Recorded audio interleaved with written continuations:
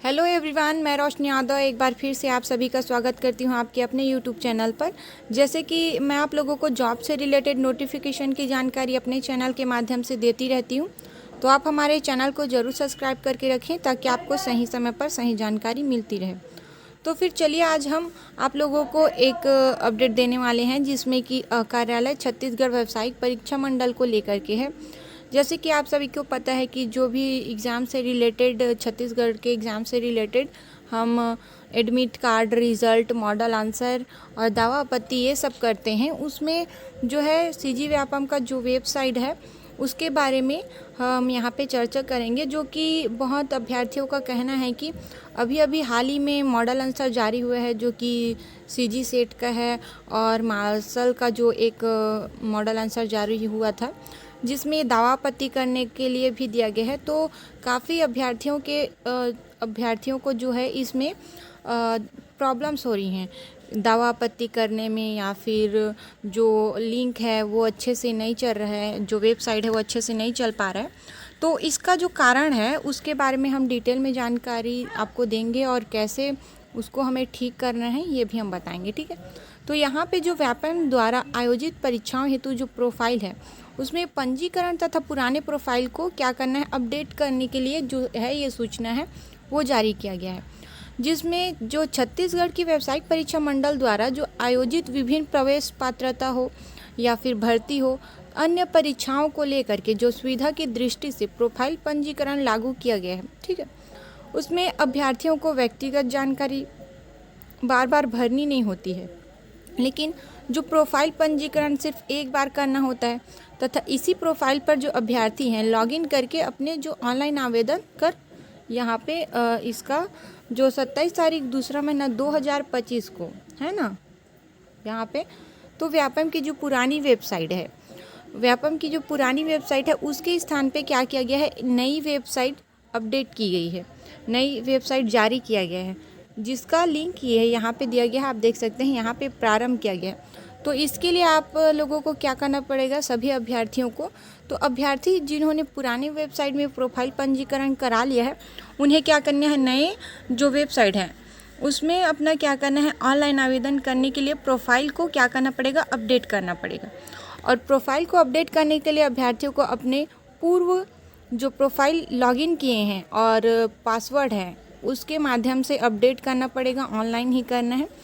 और यहाँ पे चलिए हम अपडेट करने के जो नियम है, रूल हैं, वो कैसे अपडेट करना है वो हम यहाँ पे जानते हैं, उसके बारे में भी यहाँ पे डिटेल में दिया गया है। तो यहाँ पे देखिए पहले नंबर का, तो इसमें आपको कहा गया है कि जो अभ्यर्थी अपने पुराने फ़ोटो के स्थान पर नवीनतम पासपोर्ट जो साइज़ है फ़ोटो वो लगाएंगे, जिसका जो KB है 50 KB से लेके 100 KB रहेगा, उतना आपको अपलोड करना पड़ेगा। दूसरा, जो अभ्यर्थी हैं वो अपना हस्ताक्षर भी चेंज करेंगे और नया हस्ताक्षर लगाएंगे और अपलोड करेंगे, ठीक है, जो कि उसका भी जो KB है वो 50 KB से 100 KB रहेगा। और तीसरा जो दिया गया है, देखिए यहाँ पे अभ्यर्थी अपना जो प्रोफाइल है और पासवर्ड है उसका वो अनिवार्य रूप से आपको आपका पासवर्ड क्या करना पड़ेगा, चेंज करना पड़ेगा। और प्रोफाइल में अवैध ईमेल एड्रेस की प्रविष्टि अनिवार्य रूप से करें।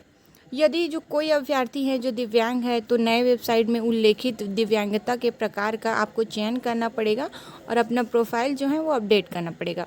और दिव्यांग अभ्यर्थी को अपने प्रोफाइल में जिला मेडिकल बोर्ड या फिर समक्ष पदाधिकारी द्वारा जारी जो दिव्यांगता प्रमाण पत्र है उसका क्रम उसमें आपको जारी करना पड़ेगा और दिनांक भी आपको लगाना पड़ेगा, ठीक है। और यहीं पे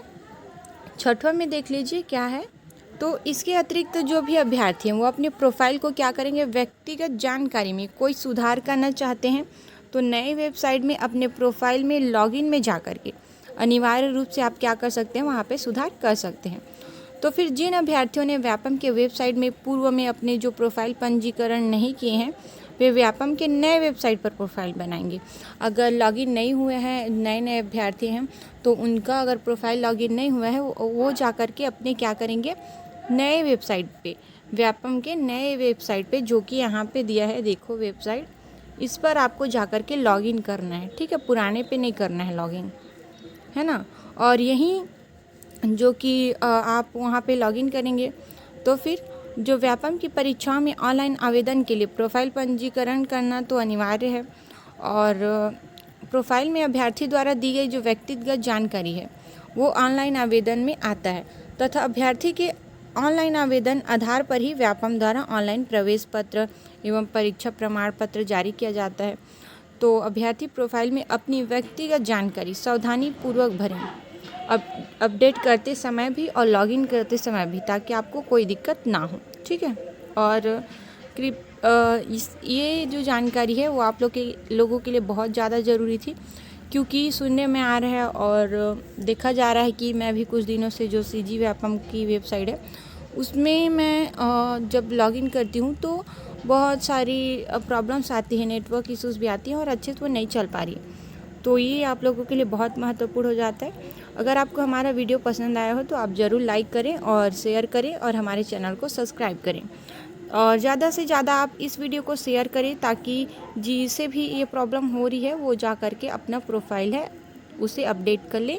नए वेबसाइट पर, सीजी व्यापम के नए वेबसाइट पर। ठीक है।